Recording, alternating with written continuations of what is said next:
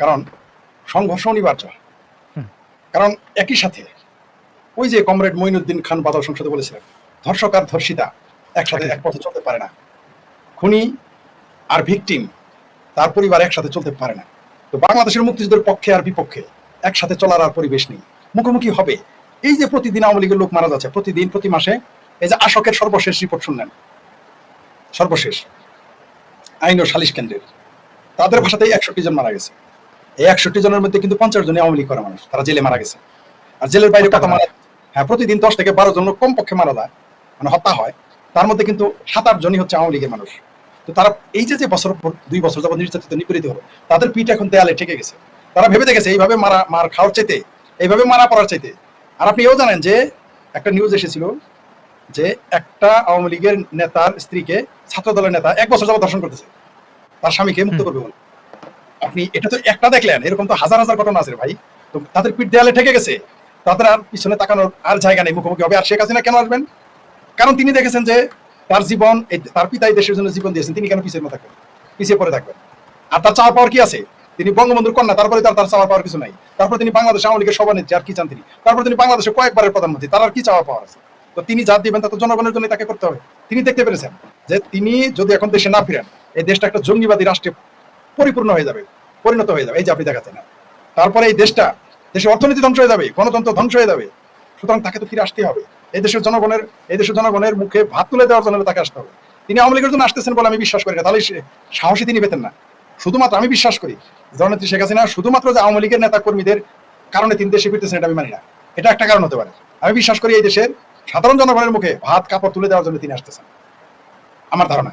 আর যেটা বলেন সংঘর্ষ তো অনিবার্য হবেই, সংঘর্ষ হবেই, এবং সেইখানে অনেক জানমালের ক্ষয় হবে, কোনো সন্দেহ নেই। এটা নিয়ে আমি চিন্তিত যে সেই পরিমাণটা কি হবে এটা আমি বলতে পারতেছি। সেই পরিমাণটা আমাদের ধারণার বাইরেও হতে পারে, সে পরিমাণটা কম হতে পারে। সেটা নির্ভর করে এই বাংলাদেশে আধা পাকিস্তানি হয়ে যাওয়া সেনাবাহিনী কি ভূমিকা নেয়। সেনাবাহিনী যদি আওয়ামী লীগকে প্রতিরোধ করতে যায় তাহলে সংঘর্ষ ভয়াবহ রকম হবে। আর সেনাবাহিনী যদি আওয়ামী লীগকে প্রতিহত করতে না যায়, আওয়ামী লীগকে ঠেকাতে না যায়, তাহলে সংঘর্ষটা খুব বেশি বড় পর্যায়ে যাবে না। কারণ জামাত আর এনসিপি তো পালাই যাবে সাথে সাথেই। তখন এরা জঙ্গিবাদী কিছু লোক আর কিছু বিএনপির নেতার সামনে আসবে, কিন্তু তারা 72 ঘন্টা টিকতে পারবে না আওয়ামী লীগের সামনে, সাধারণ জনগণের সামনে। কারণ এইবার জনগণকে সাথে পাবে না বিএনপি, এইবার জনগণকে সাথে তো জামাত পাওয়া প্রশ্নই আসে না। আর আমার ভাবির পোলারা তো হলো হাতে গোনা। আমাদের এই ন্যাশনাল কটকটি পার্টি, আমার ভাবির পোলা কয়টা? সারা বাংলাদেশে 100, 200, 300, 400, 500 বড় জোর, এর উপরে না। তো যখন শেখ হাসিনা ফিরবেন, যারা প্রভু রাষ্ট্র তারাই ঝুঁকি নিবেন যে শেখ হাসিনা হাতে যদি ক্ষমতা চলে যায় তখন তাদের উপায় কি? তাদের তো ব্যবসা 18 কোটি মার্কেট নষ্ট হবে। এবং শেখ হাসিনা তো শুধু নিজের ক্ষমতাতে আসবেন না, জনতার ক্ষমতা, তার ক্ষমতা পাশাপাশি এরা যেমন কারো ক্ষমতা কাঁধে ভর করে আসছে, শেখ হাসিনা তো কারো কাঁধে ভর করে আসবেন না, কিন্তু কারণ কোনো না কোনো দেশের সহযোগিতা তো অবশ্যই নিবেন। আর সেটা যদি কেউ যদি মনে করে শুধু ভারত, তাহলে সে তো বোকার স্বর্গে বাস করতেছে। সেখানে বেলা মেন্টলের একটি মেন্টল তিনি একটি কমেন্ট করেছেন যে queen will be back soon. এই যে ধরেন সমর্থকদের কিন্তু ব্যাপক উচ্ছ্বাস আমি দেখতে পাচ্ছি। নিঃসন্দেহে, নিঃসন্দেহে। আপনি বিশ্বাস করেন এইবার কি ঘটবে জানেন না স্যার? মানে এইবার আমার ধারণা অসংখ্য নারী, যা মানুষ দেখে নাই মিছিলে, এইবার দেখবে শেখ হাসিনাকে অভ্যর্থনা জানাতে যাবে। লাখো লাখো নারী ঘর থেকে বের হয়ে আসবে। কেন জানেন? কারণ ওই যে নারীটাকে বিএনপির লোক তাকে বেজ্জতি করেছে, যার কন্যাকে বেজ্জতি করেছে, তারা ঘর থেকে বের হয়ে আসবে। বা যে নারীটা বেজ্জতি হয়েছে সেই নারীটা কিন্তু বের হয়ে আসবে। কেন জানেন? সে জানে এমনিও গেছি, অমনিও গেছি, এমনিও বিপদ আছে, অমনিও বিপদ আছে। আর আওয়ামী লীগের কথা আমি 1 বছর 1.5 বছর আগে বলেছি যে সাঁতারের উপরে তো পানি নাই, আওয়ামী লীগকে মুখোমুখি হতেই হবে ভাই। এই জামাতিরা, হেফাজতিরা, আমার ভাবির পোলারা ক্ষমতা সহজে ছাড়তে চাইবে না, এটা আমরা জানি। এরা দেখবেন চেঁচামেচি এখন শুরু করেছে। শেখ হাসিনা সবাই মাত্র কালকে রয়টারে এসেছে, আজকে থেকে চেঁচামেচি শুরু করেছে। ডিসেম্বরের 1 তারিখ আসার আগে দেখবেন এদের গলা শুকিয়ে আসবে আস্তে আস্তে, দেখবেন এরা ভাগতে থাকবে। নিশ্চিত থাকেন, এটা আপনিও ভালো করে জানেন, এরা বৈধভাবে অবৈধভাবে ভাগতে থাকবে, পালাইতে থাকবে। আর ভিসা তো দেখবেন আপনি আমার সেটা ভালো পারবেন, এদের খোঁজ নিয়ে এদের ভিসা সমানে ভিসা করবে আর ভাগতে থাকবে। রয়টার্সের মতো আন্তর্জাতিক সংবাদ মাধ্যমকে শেখ হাসিনা আলতু ফালতু কথা বলার সুযোগই নাই মানুষ না, আর এটা বলবেও না, তারা সুনিশ্চিত না হয়ে এটা ছাপবে না। অনেক বিষয় আছে যে 1 ঘন্টা কথা হয়েছে, আমরা যে আর্টিকেলটি পড়েছি সেটা সর্বসাকুল্যে 10 মিনিটের একটা আলাপচারিতা, বাকি 50 মিনিট কি আলাপচারিতা হয়েছে। এবং রয়টার্সের মানে যিনি শেখ হাসিনা সাবেক প্রধানমন্ত্রী বাংলাদেশের মানে ইন্টারভিউ নিচ্ছেন, এটা তার মানে খেলা না, মানে নিচ্ছেন যেহেতু অনেক প্রশ্ন জিজ্ঞেস করেছেন, তিনি কনভিন্সড, যিনি ইন্টারভিউটি নিচ্ছেন তিনি কনভিন্সড, তাই এটি তারা প্রচার করেছে। এখন আপনি ঠিক বলেছেন যে কোনো নেতার তো মানে কোনো দেশ নিশ্চয়ই এটা করেছে। আর সাঁতারের উপরে পারে নেই, এটা খুব দারুণ একটা উদাহরণ। কারণ হ্যাঁ, আপনি যখন সাঁতরাবেন তখন এটা সমুদ্র হোক, এটা নদী হোক বা পুকুর হোক, আপনাকে সাঁতরাতেই হবে। তো এটার উপরে আর কিছু নাই। আওয়ামী লীগের নেতাকর্মীদের উপরে যে নির্যাতন যেগুলো হয়েছে, এটা তো নিঃসন্দেহে আপনারা যারা দেখছেন এই মুহূর্তে প্রায় 2200-2500 মানুষ আমাদেরকে দেখছেন, শেখ ফরিদ ভাই ইউটিউব চ্যানেল এবং আমারটি মিলিয়ে।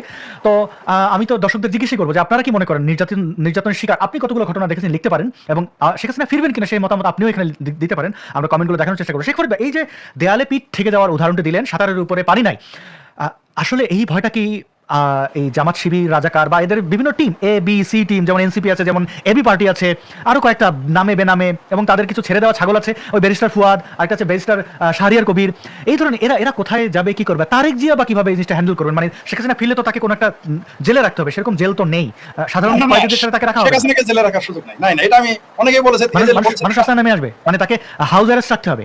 আমি আপনাকে বলে দেই, শেখ হাসিনা আত্মসমর্পণ করতে আসতেছেন নাকি আত্মসমর্পণ করাতে আসতেছেন? That is a big question. কি বলেন আপনি? ওটা তো তার স্লোগান। মানে আপনি এয়ারপোর্ট থেকে তাকে অ্যারেস্ট করে নিয়ে যেতে পারবেন না থানা জেলে বা কোথাও? প্রশ্নই আসে না। শেখ হাসিনাকে অ্যারেস্ট করার ক্ষমতাই নাই তাদের। তিনি যখন বাংলাদেশে নামবেন, এয়ারপোর্টে নামতে দিবে কিনা সন্দেহ আছে। যদি নামে তাকে গ্রেফতার করে নিয়ে যেতে পারবেন নাকি আপনি? মিনিমাম একেবারে যদি নাও হয় 25 থেকে 30 লক্ষ লোক তার সাথে থাকবে, আপনার লোকটাকে কেমনে নিয়ে যাবেন আমাকে বুঝাই বলেন। 25 থেকে 30 লক্ষ লোক যদি শেখ ফরিদের জন্য আসে, আপনি তাকে জেলে দিতে পারবেন?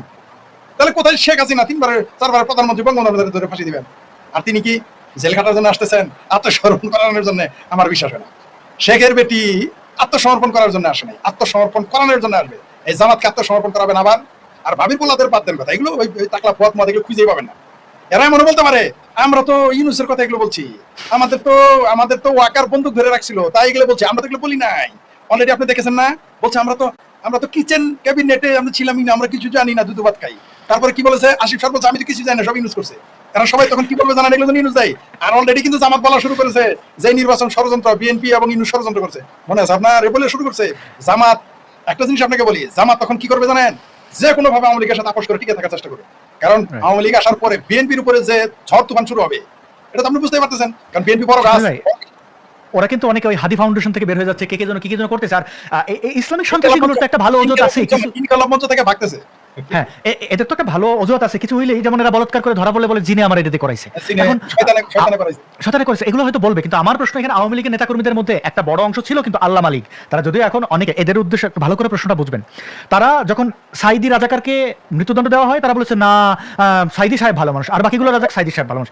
যখন সাইদিকে চাঁদে দেখা গেছে, তখন জামাত শিবির যে নৈরাজ্য শুরু করেছিল, সারা বাংলাদেশে হিন্দু বৌদ্ধ খ্রিস্টানদের উপর আক্রমণ করেছিল, প্রায় 20 জন মানুষকে হত্যা করেছে, অসংখ্য দেশের সম্পদ নষ্ট করেছে, তখন কিন্তু আওয়ামী লীগের আমি চুপ থাকতে দেখেছি। আর কারণ আমি চিটাগং একটি প্রাইভেট ইউনিভার্সিটিতে পড়ি, এবং আমি তখন আমার সহপাঠীদেরও দেখেছি, তারা বিশ্বাস করেছে, কেউ আবার একই লোক আমাদের সাথে গণজাগরণ মঞ্চেও গেছে, সেই একই লোক আবার বিশ্বাস করছে সাইদি সাহেবকে চাঁদে দেখা যাচ্ছে। আমি মুখ ফসকে ওই সময় বলে ফেলেছি যে হ্যাঁ, ওখানে তো একটা দড়িও দেখা যাচ্ছে। তখন সবাই আমার আশেপাশে আমার বিরোধী, মানে আমি পরে বললাম এটা কি করলাম, মানে আমি তো ভাই জলে থেকে কুমিরের সাথে পাঙ্গা নেবো না, বাঘের সাথে জঙ্গলে বসে পাঙ্গা নেবো না, কারণ এই ধরনের মূর্খ মানুষের হাতে মরে যাওয়ার শখ বা ইচ্ছা কোনোটাই আমার নাই, এবং আমি এটা চাইও না। এবার কথা হচ্ছে শেখ ফরিদ ভাই একটু খেয়াল করেন, আল্লামা লীগাররা এখনো আছে। এই যে শেখ হাসিনা পতনের পর আজহারি এসে কি বলেছিল, রাজাকারের দিন শেষ, এখন রাজাকার এখন একটা অ্যাওয়ার্ড হয়ে গেছে। ওর মতো আমি ইংরেজি বলতেও পারি না, আল্লাহ যদি থাকতেন আমি বলতাম যে আল্লাহ আমার বাঁচাও, এই ধরনের ইংরেজি বলাইও না আমাকে দিয়ে। তো ওর অ্যাকসেন্ট আমি বলতে পারলাম না, কপি করতে পারলাম না। বাট আপনারা জানেন আওয়ামী লীগের কিন্তু হারে হারে টের পাইছে যেই ধরনের এই মোল্লা মুন্সি, যাদেরকে তারা দুধ কলা খাওয়াইছে, যাদেরকে গা টিপে দিচ্ছে, একটু বলাৎকার করতে দিচ্ছে, একটু মাদ্রাসা চাইছে, রেলের জমি দিয়ে দিছে, মানে যা চাইছে মডেল মসজিদ বানিয়ে দিচ্ছে, তারা কিন্তু তাদের সাথে আওয়ামী লীগের সাথে সবচেয়ে বেশি গাদ্দারি করেছে এই মোল্লা মুন্সিরা, দুমুখ মোল্লা মুন্সি। জামা শিবির রাজাকার আওয়ামী লীগের বিরুদ্ধে তো জানি আমরা, চরমনাই থেকে শুরু করে পকেট দল যেগুলো, এগুলো সবাই কিন্তু আওয়ামী লীগের সাথে বেইমানি করেছে। পক্ষান্তরে আওয়ামী লীগেরা কিন্তু নাস্তিকদেরকে ঘৃণা করতো। অথচ দেখেন আপনি তসলিমা নাসরিনকে দেখেছেন, তিনি আওয়ামী লীগের সমালোচক ছিলেন। যেদিন এই রাজাকারের বাচ্চাদের চিনে ফেলেছেন, ওই দিন থেকে কিন্তু প্রকাশ্যে কোনো কিন্তু কেন না, আমার অবস্থান একই। আমি নিজেও এই আন্দোলন যতদিন যৌক্তিক মনে হচ্ছে সমর্থন করেছি, আবার আওয়ামী লীগের পক্ষ থেকে দমন পীড়নকে সমালোচনা করেছি, আবার আওয়ামী লীগের নেতাকর্মীদের মারার অধিকার নিয়ে আমি কথা বলেছি। আওয়ামী লীগ ক্ষমতায় থাকতে দেশের সম্পদ, metro rail, foot over bridge আগুন ধরে দেওয়া, এগুলো সমালোচনা করেছি। আমাদের বিপদ যে আমরা দেশে থাকতে পারি না, মোল্লা মুন্সিরা কিন্তু ঠিকই দেখেছি। আওয়ামী লীগ ফিরলে আবার এই মোল্লা মুন্সিদেরকে ওইটা করে দেবে কিনা আর কি, আমি শব্দটা মুখে নিলাম না, অনেক বয়সে মানুষ দেখেন আর কি, যে চাটা চাটছিল এতদিন আবার চাটবে কিনা আওয়ামী লীগের, এই ওলামা লীগ আবার বের হবে কিনা। না না না, ওই উলাবিলাই লীগের আর কোনোদিন দাম দিবে না। ওই উলাবিলাই লীগের একটা লোকের কথা বলতে শুনেছে, ওলামা লীগের আমি উলাবিলাই লীগ বলতাম। যখন আওয়ামী লীগ ক্ষমতায় যাওয়ার আগে তার স্বীকৃতি দিল অঙ্গ সংগঠন। আমি কেন্দ্রীয় নেতাদের প্রশ্ন, এটা আপনারা কি করলেন? সে ওলামা লীগ আছে থাকুক, কিন্তু তাদের অঙ্গ সংগঠন কেন স্বীকৃতি দিলেন? তারা কিন্তু আমাকে অনেকে জবাব দিতে পারে না। তারা কিন্তু হেফাজতে ইসলামের সাথে যে একটু গাইটে বিরোধ করে ফেলছিল, তার পক্ষে বক্তব্য দিয়েছিল, চেষ্টা করেছিল, পারে নাই, তাদের যুক্তি আমি ভুল প্রমাণ করেছি। কিন্তু ওলামা লীগকে যখন স্বীকৃতি দিলাম, বললাম এটা কেন টু শব্দটি করে নাই, তারা বলছে আমাদের দলীয় সিদ্ধান্ত। ওই যে বড় বড় মাথায় মাঝে মাঝে বড় বড় ভুল হয়ে যায় করে ফেলছে, সেটা অন্য প্রসঙ্গ। কিন্তু আওয়ামী লীগের লোকজনের, আমি তো তৃণমূলের সাথে কথা বলি, আগে যারা হুজুর দেখলে দাঁড়াইতো, এখন কিন্তু দাঁড়াবে না, জুতা মারবে। ওই দিন বাগে খাইছে ভাই, ওই যে হুজুরকে ভাই, আওয়ামী লীগ আমাদের ন্যায্য অধিকার দেয় না। আমি একদম দায়িত্ব নিয়ে বলতে পারি, সমকামীদের যে গ্রুপগুলোকে টাকা দিচ্ছিল, আমি জানতাম এর পেছনে জামাত শিবির বা ইউএসএ, কিন্তু তাদের কাছ থেকে স্পষ্ট প্রপোজাল আমার কাছে, আমি ইতিহাসের সাক্ষী, আমি বলে দেবো সবকটা নাম এখন বলতেছি না, কারণ তারা এখন বলে তারা জামাতের কাছ থেকে বিপদে পড়বে। বাট আওয়ামী লীগ ফিলে আমি তাদের নাম বলে দেবো, কে কে আমার কাছে টাকার প্রশ্ন আসছিল, জামাত তাদের টাকা পয়সা দিছে, জামাত তাদের টাকা পয়সা দিছে। শুধু ওই গ্রুপটা না, আমাকে ওই একটু আগে নিয়েছিলাম নামটা, সেই সাংবাদিকও বলছে প্রপোজাল ছিল অন্য প্রজেক্ট দেবে, যে এই প্রজেক্টটা তুমি করো জুলাইয়ের পক্ষে, মানে সেটা অন্য বিষয়, কিন্তু টাকা পয়সা আওয়ামী লীগ যাদেরকে নিরাপত্তা দিলে কিন্তু তাদের পক্ষে, আওয়ামী লীগের পক্ষে তারা থাকে। আর বাংলাদেশের ধর্মীয় সংখ্যালঘু অলরেডি আপনি জানেন থাকে। আপনি দেখেন সমকামীরা যারা রয়েছে, নাস্তিকরা রয়েছে, তারা কিন্তু কোনো স্বার্থ চায় না যে ওকে আমরা একটা কমিউনিটি, আমাদের অধিকারটুকু দাও। যদি বাংলাদেশে ধর্মীয় স্বাধীনতা থাকতো, অর্থাৎ ধর্মের সমালোচনার অধিকার থাকতো, তাহলে এই যে মোহাম্মদ, ভগবান, এদের নিয়ে কোনো নাস্তিক কথা বলতে যাইতো না। আপনি ভারতের দিকে দেখেন, তারা কিন্তু যায় না। আপনি আমেরিকা, আপনি আমাকে সুখে থাকতে দেন, আমার অধিকারটুকু আমাকে রাখতে দেন, আমি আপনাদের খোঁচাবো না। আপনি আমার দেশ থেকে বিতাড়িত করবেন, আপনি কি মনে করেন আপনার নবীর আমি চুমা দেবো? সেটাই ঠিকই বলেছেন যে এখানে তো বাংলাদেশের যারা, আপনি যদি একজন ফ্রি থিঙ্কার, একজন মুক্ত চিন্তক বা নাস্তিকদের যদি আপনি তাদের মতো করে চলতে দেন, তারা তো কোনো খোঁজাখুঁজি করার মধ্যে তারা যাবে না। তার রাজনৈতিক অধিকারও তারা চায় নাই, তারা চেয়েছিল তাদের পার্সোনাল অধিকার, বাক স্বাধীনতা, তাদের ব্যক্তিগত নিরাপত্তা চেয়েছিল, যেটা তখন আওয়ামী লীগ ব্যর্থ হয়েছিল। বা তাদের জামাতের মতো মৌলবাদী দল সলিমুল্লাহরে কিনতে পারলে, ফরহাদ মজারে কিনতে পারলে, আপনি মনে করে দেয় সলিমুল্লাহ, ফরহাদ মজার, ফারুকি থেকে শুরু করে, ফারুকি তো খাওয়াইছি, ফারুকি নিজে নাস্তিক, দেখেন আল্লাহ আল্লাহ করতেছে এখন। মানে এই ধরনের বদমাশগুলোকে এক একটা অ্যাওয়ার্ড দিয়ে দিলে সমস্যা ছিল। সলিমুল্লাহ তো একটা অ্যাওয়ার্ডই চাইছে, একটা 21 পদক ভিক্ষাই চাইছে, দিলে সমস্যা কি? মনে করেন আনু মোহাম্মদকে একটা অ্যাওয়ার্ড দিয়ে দিত, ফরহাদ মাজারকে একটা অ্যাওয়ার্ড দিয়ে দিত, বদরুদ্দিন উমরকে ডাইকে আনু মোহাম্মদ তো অ্যাওয়ার্ড চায় নাই। আনু মোহাম্মদের ব্যাপারটা আমি একটু দ্বিপদ, সে তো অ্যাওয়ার্ড চায় নাই, বলছে আমার পিটাইস না। আনু মোহাম্মদ তোমার খাইছে, হ্যাঁ, সেই মাধ্যমে অথবা পুরস্কারও দিয়ে দিত, দিতে দেওয়ার সুযোগ ছিল বুদ্ধিজীবী হিসেবে তাকে। তারপর মনে করেন যে আবুল কাসেম ফজলুল হক একটা সুযোগ দিয়ে দিত, যেটা জামাতেরা দিল, তাহলে কিন্তু সব যুদ্ধ শেষ হয়ে যেত। এটা মাঝে মধ্যে মোহাম্মদ একটা দিয়ে দিত। হ্যাঁ, জামাত কিন্তু এক্সপার্ট এই ব্যাপারে, জামাত এক্সপার্ট, জামাত কিন্তু এদের ক্যাশ করতে পারে। বদরুদ্দিন উমর একদিন ধরে আইনা ফুলের মালা দিয়ে দিলেই তাহলে কিন্তু চাপাবাজি বন্ধ হয়ে যেত। এটা কিছু কিছু করছে, যেটা জামাত করেছে। কি করেছে? মানে যে দেবতা যে ফুলে তুষ্ট, যে দেবতা যে ভোগে সন্তুষ্ট, ঠিক আছে, এটা সত্য বলেছেন, কিছু না। এই যে দেখেন মেজর আখতারুজ্জামান, যাকে এখন মেথর আখতারুজ্জামান, মেজর আখতারুজ্জামানকে জামাত নিয়ে গেল কিভাবে, কেন আওয়ামী লীগ নিতে পারলো না? আমি তাকে প্রশ্ন করেছি, আমি তাকে প্রশ্ন করেছিলাম লাস্ট, তার সাথে আমার যে লাইভটা হয়েছিল অতর্কিত, আমি জানতাম না উনি আসতেছেন, পেয়ে গেছি। আমি তো উপস্থাপককে মেসেজ করলাম, উনি থাকলে তো আমি লাইভে থাকবো না, বলছে না আপনাকে নিয়ে ফেলেছি। পরে যদিও তার সাথে আগে লাইভ করি, জামাত করার পর তো তার সাথে আমি লাইভ করতে পারি না। পরে যে আমি তাকে প্রশ্ন করলাম, আপনি কেন জামাতে গেলেন, কি বলছে আমার জানেন, আমার থেকেও টাকা নাই। কথাটা কিন্তু একেবারে এটা তো সত্য, আমার থেকেও টাকা নাই, আমি চলে গেছি। এই কথাটা মনে পড়লো খালেদা জিয়ার কথা। তখন আমি বললাম ঠিকই তো, মঞ্জুরুল হাসান খানকে যখন আমার সামনে মানে আর অনেকেই ছিল, তখন আপনি ফজলুর রহমানের মতো নেতাকে দেখেন বঞ্চিত করে দেশ থেকে বাইর করে, দল থেকে বাইর করে। হ্যাঁ, এগুলো এগুলো এগুলো ভুল।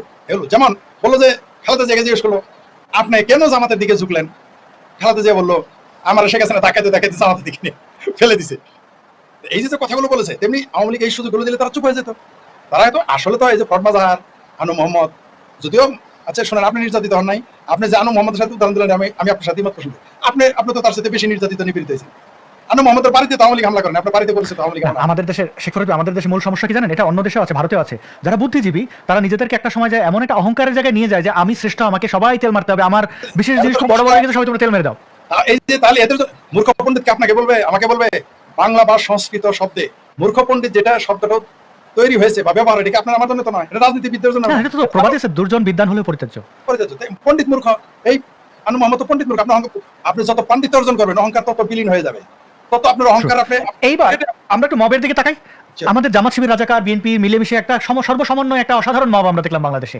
এখন আমরা দেখেছি বরেণ্য ব্যক্তিদেরকে কিন্তু অপমান করতে। ডক্টর শাহরিয়ার কবির একজন প্রখ্যাত সাংবাদিক, বিশ্লেষক, ডকুমেন্টারি, তার অসংখ্য ডকুমেন্টেশন আছে। রাইটস নিয়ে কাজ করার জন্য শাহরিয়ার কবিরের ভূমিকা, মহান মুক্তিযুদ্ধের বিরুদ্ধে যারা ছিল ঘাতক দালালদের শাস্তি নিশ্চিত করার জন্য আমাদের শ্রদ্ধেয় জাহানারা ইমাম, তাদের যে পরিমাণে অপমান করা হয়েছে, এমনকি বেগম রোকেয়া সাখাওয়াতের ছবিতে ম দিয়ে মবর্গীয় শব্দ লেখা হয়েছে তার ছবিতে, স্বয়ং চট্টগ্রাম বিশ্ববিদ্যালয়, আমি যদি ভুল না করে থাকি। তো এই যে ঘটনাগুলো ঘটলো, এবার সলিমুল্লাহদের কবরে কি হবে, বা কিছুদিন আগে যে মল্ল ওই বদরুদ্দিন, এদের কবর টবর কি থাকবে? এই একই মব আওয়ামী লীগের নেতাকর্মীদের আপনি বলতে পারেন মূর্খ, আপনি বলতে পারেন তারা অসভ্য, বলতে পারেন আপনারা তারা দুর্নীতিবাদ, অনেক কিছু বলতে পারেন, কিন্তু মাইরের বেলায় কিন্তু এরা কিন্তু খুবই ইউনাইটেড। কারণ এরা সংগ্রাম করছে, স্বাধীনতা সংগ্রাম করা লোকজন, তাদের পূর্বপুরুষ করছে। আর রাজাকারের ওরা পালাইছে, শুধু এরা পলায়নে এক্সপার্ট, গুপ্ত হওয়াতে কিন্তু জামাত শিবির এক্সপার্ট, কারণ তাদের বাপদাদারা ওই 1971 গুপ্ত হয়েছে, রাজাকারি করে অন্য এলাকায় যে ভং ধরেছিল। তো আওয়ামী লীগের তো কিন্তু মাইর দেওয়ার অভ্যাস আছে। তো তারা যখন মব করবে, আমি চাই না কোনো, আমি শুধু ভাবতে চাই ধানমন্ডি 32 ভাঙা হয়েছে, হোয়াট অ্যাবাউট পিনাকি ভট্টাচার্য, তার বাড়ির কি হবে, তার বাবা মা 14 গোষ্ঠী কি হবে?